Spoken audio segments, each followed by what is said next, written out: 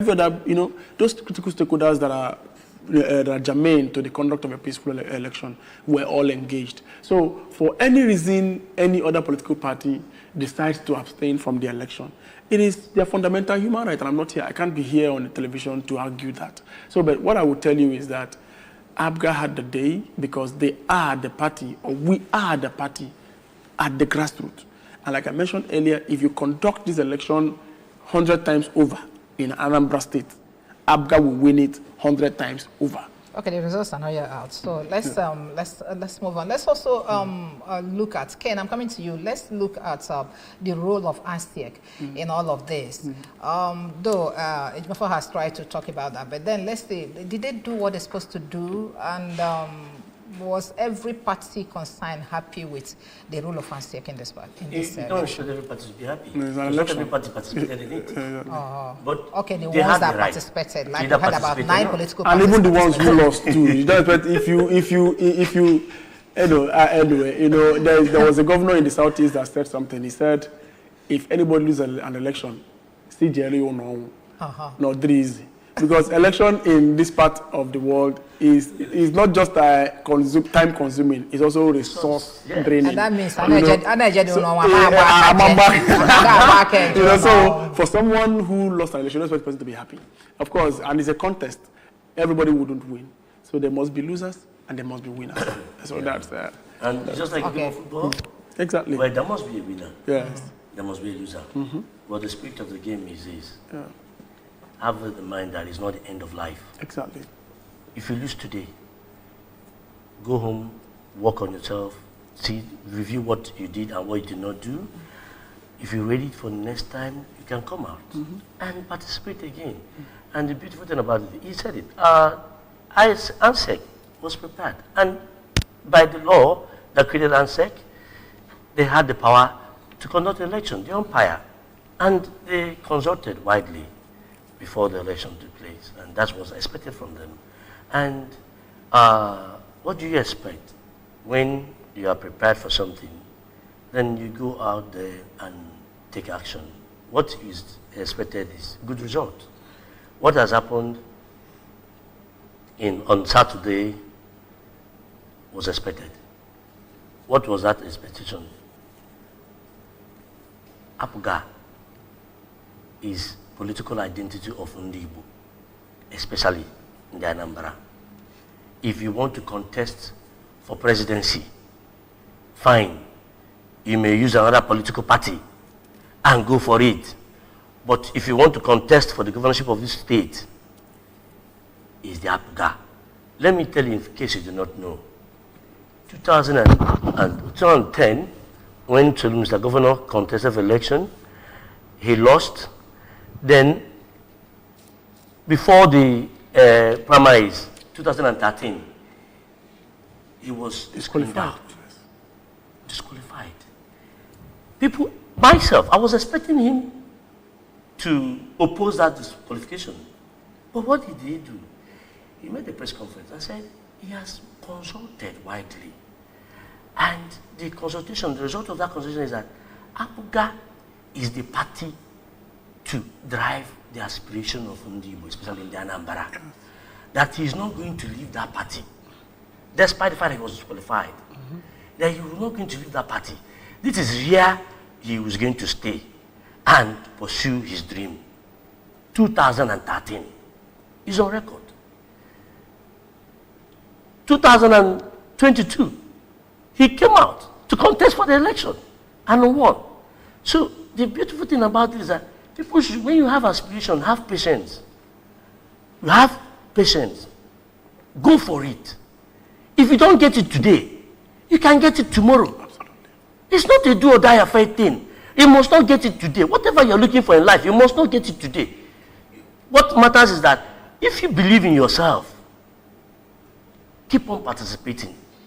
And definitely the outcome, if it doesn't work today, it work tomorrow, and it works tomorrow for you, it's a lesson for those who are looking up to you.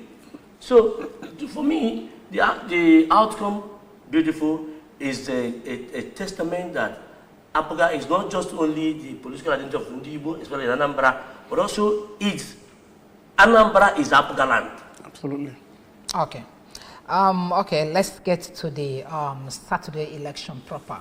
Let's first of all look at the the security situation on ground on Saturday. Mazi Ejimafo, would you say that it was good to ensure that the security situation was good to ensure that everybody participated and yeah, in fact, I want to thank the security agencies, from the police to the military to civil defense, all of them. I want to really thank them for doing such a wonderful job, because this was an election that came and was concluded without any stories of maybe one malfeasant act by some group or anything. As of today, there's no report of any crisis anywhere or any untoward situation anywhere, and that is a huge credit to the fact that security was fully on ground.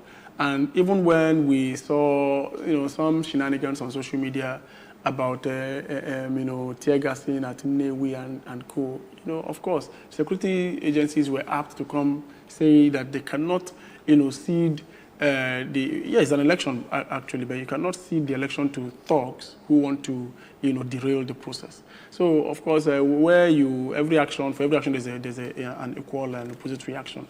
So, but they did that. Even that of Nnewi was done so professionally, and as of today, we didn't hear of any casualty, no shooting of guns anywhere, and all that. So it's kudos to them.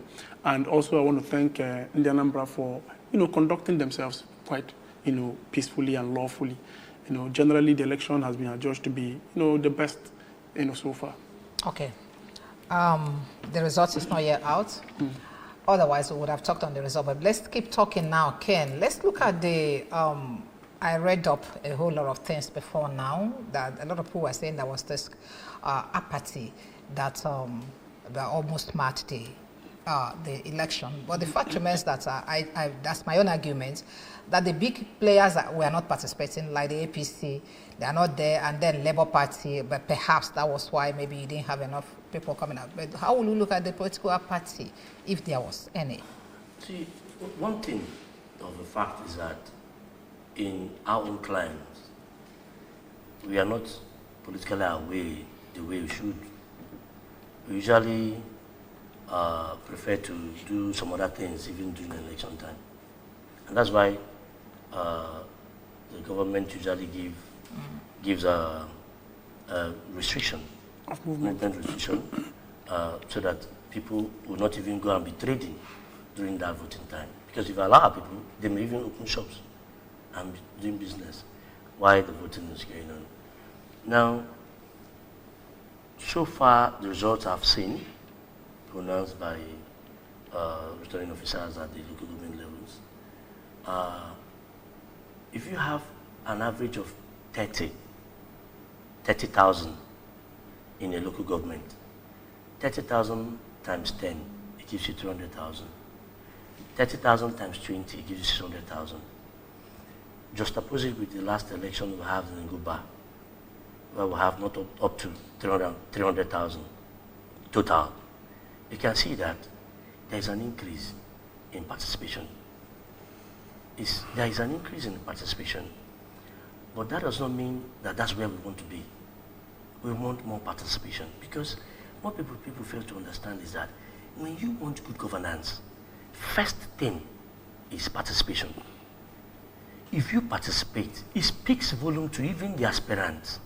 They will know that more people are involved in this thing. More people want to know. More people want to be served. And the electorate, they are the kings. Why those who are vying for the election are the servants? So you can't be in your house and be demanding for good road, pipe-borne water, electricity, and all that without asking yourself, what is that your civic duty you're supposed to do? If you're not doing it, how do you expect change? And also another thing is that people who also expect a lot from the aspirants who are going for elections, to give them money before they vote. It's the wrong thing, because you cannot be changing your right prior to the election time, because this is what you are the king. So that person you're putting is your servant. So if you look at yourself as, oh, the king, then subjecting yourself to that level, then how do you expect someone to spend a huge amount of money to come into a position, and you expect that person not to look at what he has spent before performing? So we are still saying that, yes, we are happy that there is an increase in participation, but we want more. We want more so that we can actually move away from that lackadaisical attitude about public governance and begin is their thing. Yes, it's their thing. And begin to be more involving, more participatory, demand for what is right. And not only that, we put these people in power. It's not enough. It's not enough. What is enough? Pay attention to what is happening in your environment. And thank God this local government administration has brought in truly is the vehicle that delivers good governance at the grassroots. It is not good governance. It's governance. But we are the ones to make it good. Reason is this. When, like, it is the local government administration that has the statutory duty to do birth, death, and marriage registration. Now we have going to have councillors at the various local governments. They are the legislators at the local government. Then they should be able to make bylaws that will be able to tell us how do we go about this registration this time around, knowing that ICT drives a lot of things we do in the system. How do we know when a child is born? How does that information help in planning at the state level? How do we know when a marriage takes place? How do we know when someone dies? Instead of a place where you live in a place where some people, even in civil service, they die and they still be paying, some people will be collecting their salary and all that. You know, we should have passed this stage. But the clear thing there is this. Let us take this local, my advice to our young people is that let us take this local government administration as our own thing. It's our project. It is time for us to now work in collaboration with the local government, mayors and their deputies, and also the legislators at the local government, that's the councillors, in making sure that the good governance we are expecting from them is delivered to us. Very important. Okay, I want to add something, because just maybe a prong of a question I want to just, lend a voice to. When you mentioned about talked about the big players. Now, big players can be relative to space. For instance, in a parish, the parish priest is a big player. Yes. But when you take that parish priest to the cathedral, he can't be a big player. Sure. In the cathedral, the bishop is a big player. When you take that bishop to Rome, where there are cardinals, the bishop is no longer a big player. In the council of cardinals, a cardinal is a big player, but when you take him before the pope, he's not a big player. So certain parties may be, big players in certain climes or certain spaces. But the biggest player when it has to do with Anambra's politics is ABGA. And I can tell you for free that those other parties, their apathy or whatever they want to do is just on Gangaka. They know that they are not on ground. They are totally up. They're not even players here, let alone big or small. They're not even players here. They don't exist. You talk about a party like APC, for instance. If you go to your ward and you want to identify those who are APC members, I can tell you that the best you can get are people who have dual membership. They're just APC, Kewe, Zafa. But when it has to do with Ifa and Eme, they know where they belong. So that's exactly what you get with people, those kinds of parties. So when it comes to Anambra, you don't have such parties as big players. And they know that we know that they are not big players. So that is why you come to a party like Labour Party. They fielded about 4 chairmanship candidates for the election. Because Keba Fukwana mother. They don't have. You go to like APC, they don't even have any. They didn't even field one. YPP fielded about 44 councillorship candidates and about 3 or so chairmanship candidates.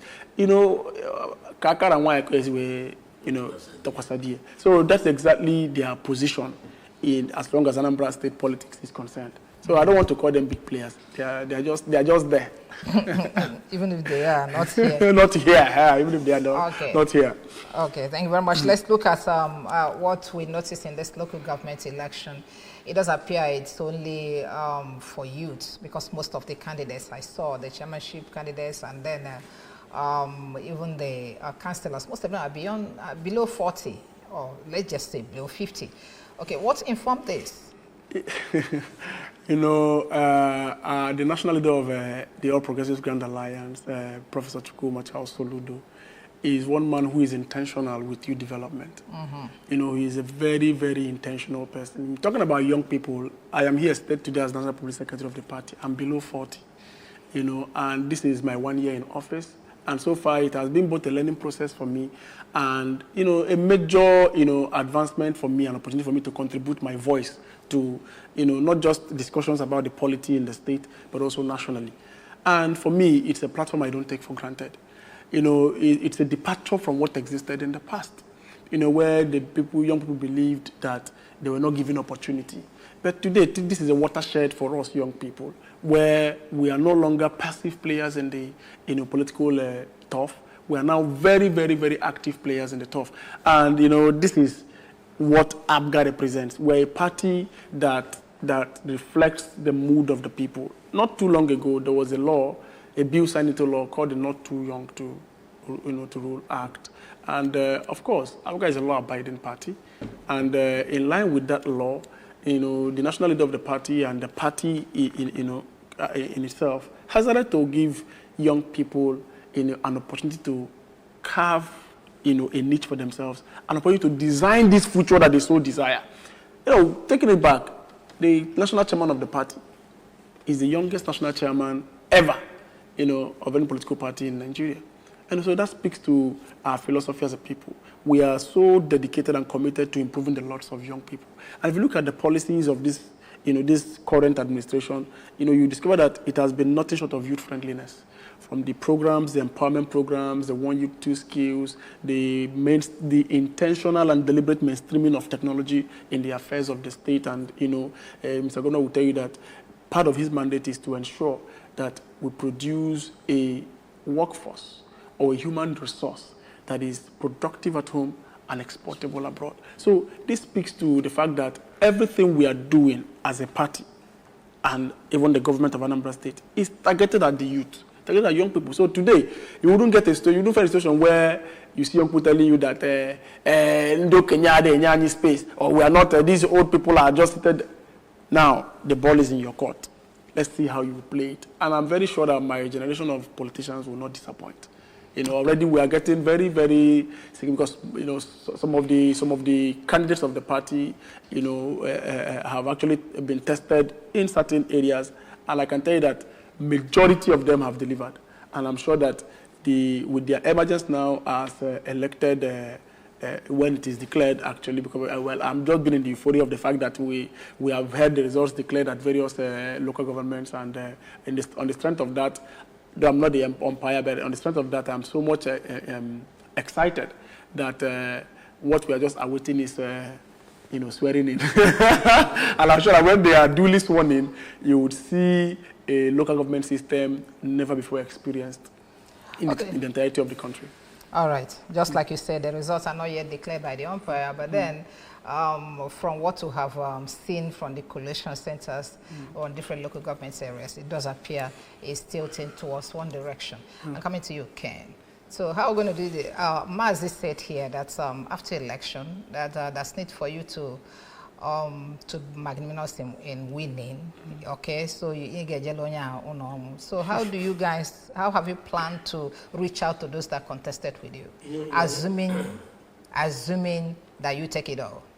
You know, in an election, to win, you win for all. Yes. If you lose alone. So we are going to be magnanimous in our victory by reaching out to everyone, because we didn't win for ourselves alone. We win for everyone. You see, that's why this good governance is not restricted to the party members. It's for every citizen. You say with bad governance. Yeah, it's for every citizen. And And when you say citizen, you know, we have non-indigenous who live here. Yes. So it's for everyone. When a child is born, a citizen is born. It doesn't matter the parent of the child. It doesn't matter where the child is coming from. No, what's done, that as long as that child is born in that land, that child is part of the Anambra project. So what we are looking at is a situation where those who are going to be declared winners expected to be APGA candidates, to have the large heart to accommodate those who participated in the process in different parties and give them sense of belonging, to show them how politics is being played, not politics of bitterness, politics of love. Get them involved. Give them 1 or 2 tasks to participate in doing. Know what they are good at and get them to participate. Tomorrow, sir, they will even join us in the party. They abandon their party and join us. Because that's how you use love to win someone who is not with you today. Because if you show love to that person, tomorrow the person will say, nah, in as much as I didn't work for this person, I was in opposition. But the love this person has shown me, despite the fact I'm not with him, so now if I'm with him, he will do more. So what we are looking at is that show them good governance, show them love, and tomorrow, 2025, they will all join us in APGA. And it will be APGA all the way. Yeah. That's what we are looking at. Exactly. You know, the beauty of it, of democracy is the opposition. You get that? Yeah, that's what I wanted to ask. If it's APGA all the way, no. Of course. Are we still in democracy? No, let me even tell you. You know, even within, we are progressives. But the beauty of our progressivism is that we have, if any no bias.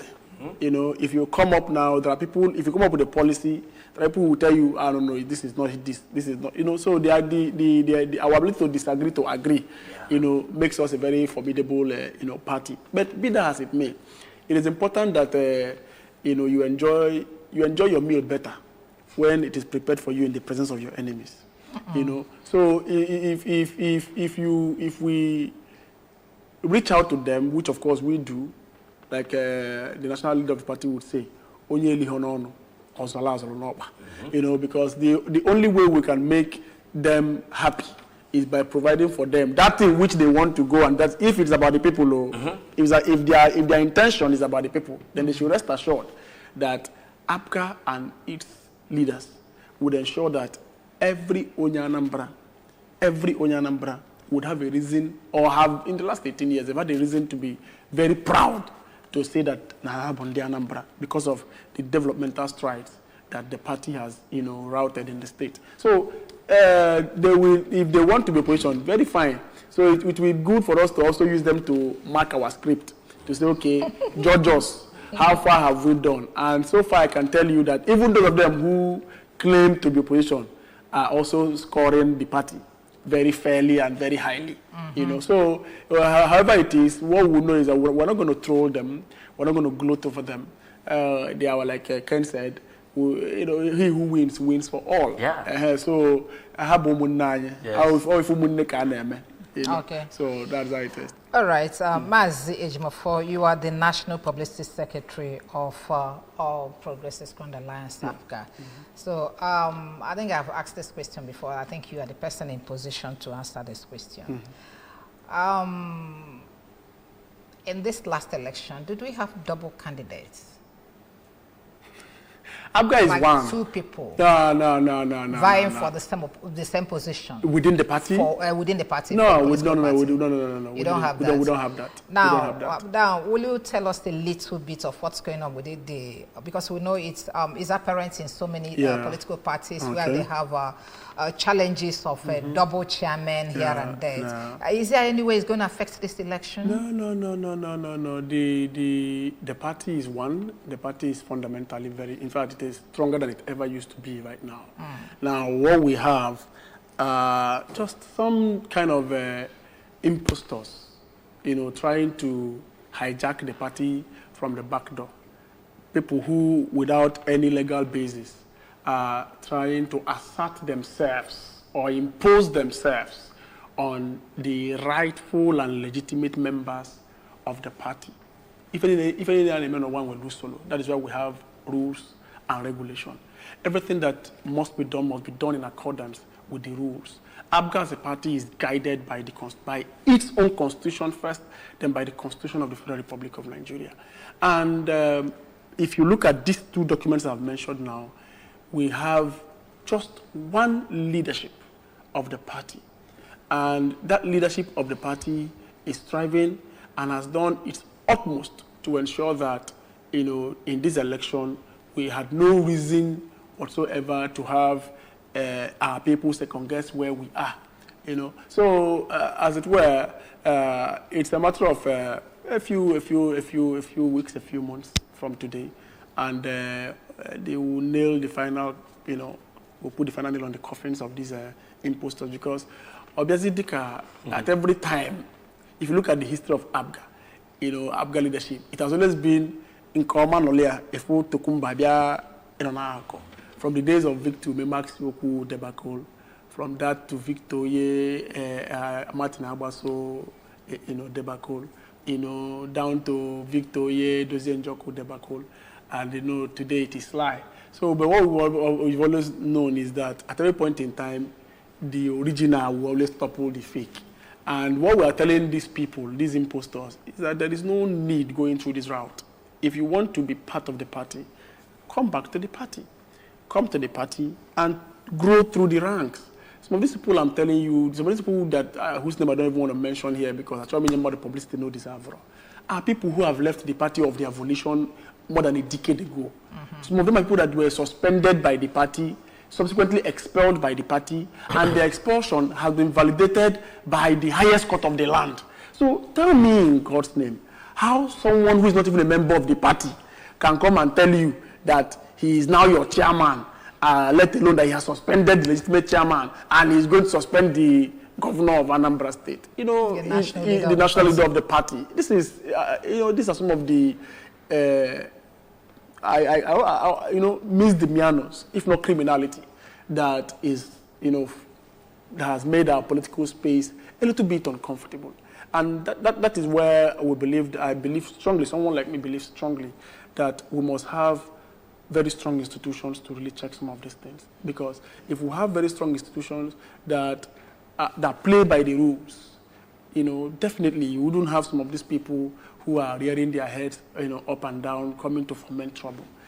Currently, we have asked the Independent National Electoral Commission to tell us, okay, you said that you are replacing the name of the national chairman of the party based on court order.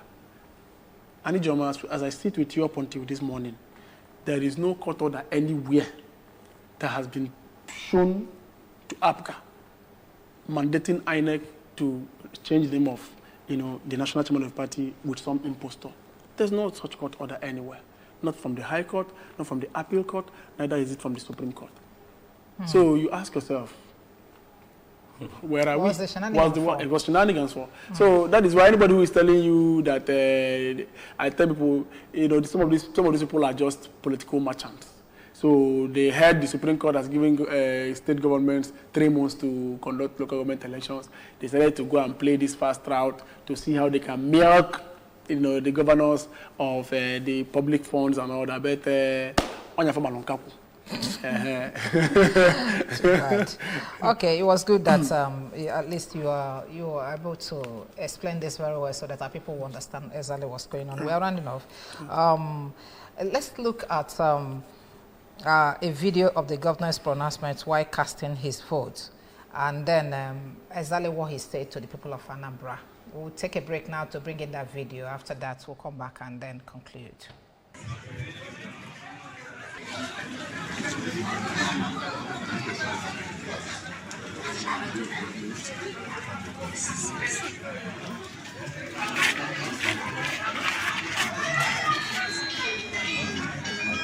Who has that phone?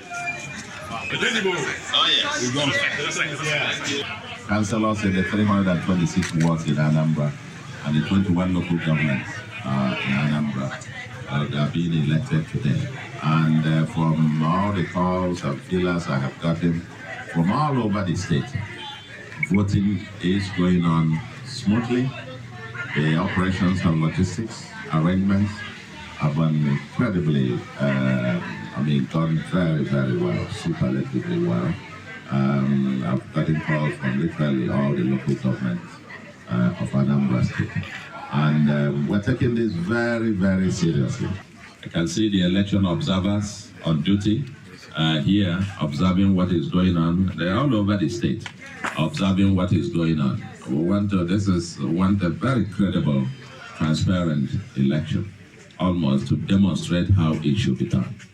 That's part of our objective, to demonstrate that it should be done and must be done openly, creditably, transparently, and that the votes will count.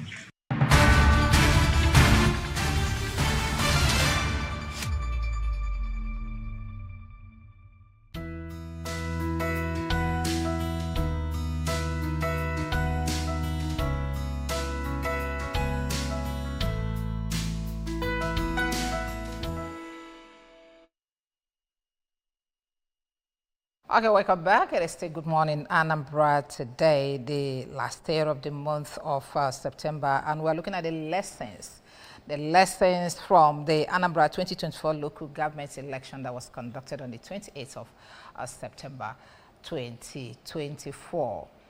We are concluding. Ken, give us a general assessment of what happened on Saturday as we conclude. The election of local government, which was conducted on 28th, 2 days ago, was free, fair, credible, and transparent. That's from our own view. In Manayung, our own Dobodo. We have our presence in all the communities of Anambra State, 179, and we have youth leaders reporting from their various communities over the exercise. You know, before that election, I had to make a release of a video advising them to mobilize our people to participate in the process, because participation is the key. We keep on saying it is key. And it's no matter area. I want to answer conduct to election, which they have the power to do. Mpini marapataro at 12 votes. Imana a walker. Yeah, so the election and we a good turnout, and we find in Nigeria ka ndiai tinyano ndiai gipo as winners as they get sworn in. Let them no celebration anymore. About time celebrate because I go to nobody. Seriously, I go to nobody. About time I go to now champagne now celebrate the winner. No. Fabidolo's go. In the 5 key pillars of this administration solution agenda, the 4th one is governance and value system. Kita kaine expect ka that value system reflect if I name a governance. No bodo. KKC, policy, what is happening? Kita kind of expect ka India, they got the mayors are no. Bidol, one of those things are being reflected in the grassroots in every community.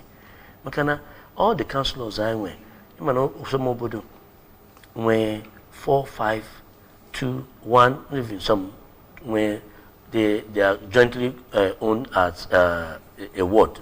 Some communities too, Amaji herself, without one word. But basically, every community with 1 or 2, 3, 4 wards. And any ward with councillor. Hanta, Oborogugi celebration, bidun all day. That's the thing. So, there is no loss of life. You know, if I'm not a member, life is most important. Absolutely. And we're a record of any loss of life on this exercise, and we give glory to God. It's a testament that it was free, fair, credible, and transparent. Thank you.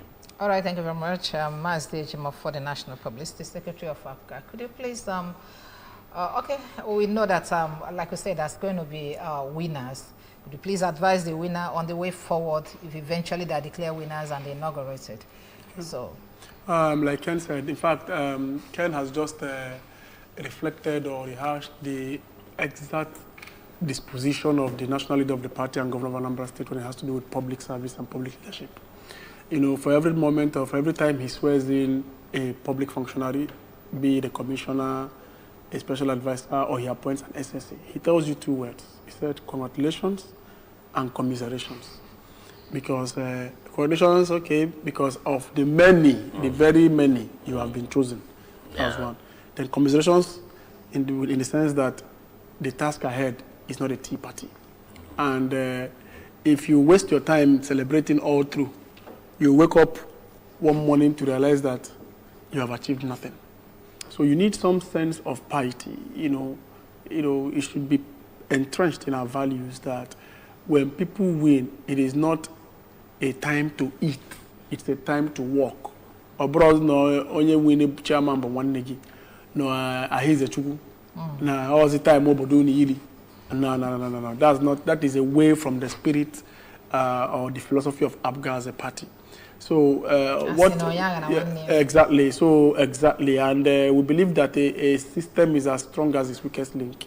So as long as we have people who are unable to put food on their table, as at this morning, we are disturbed, and that is why if you look at the policies of this government, you realize that just recently, the governor of Anambra State has extended the free education up to SS3 from the one he did about 2 years ago for basic and SS3.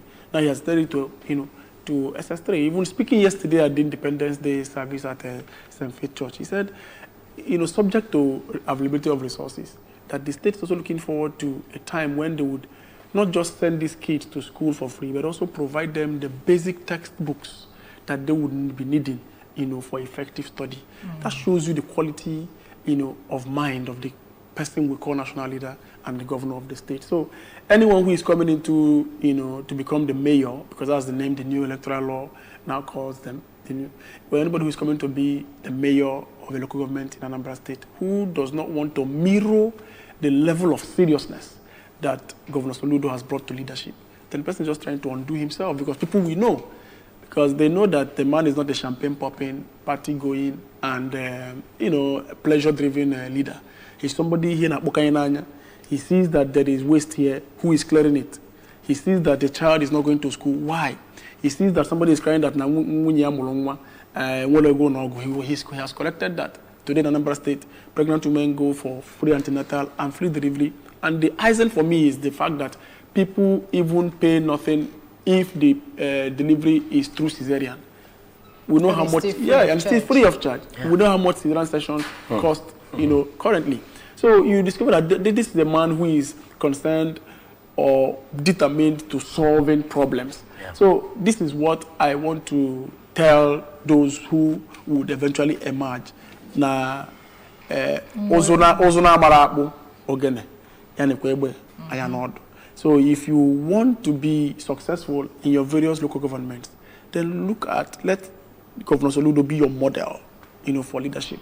If you're able to model your local government the way he is currently modeling Anambra State, trust me, you wouldn't have any issues. We're good to go, yes. All right, thank you very much. Mazi Ejimofo Opara. Mazi Ejimofo Opara is the National Publicity Secretary of All Progressives Grand Alliance, APGA. We'd like to thank you very much for joining us this morning. Thank you, Joma. It's my pleasure. Thank you.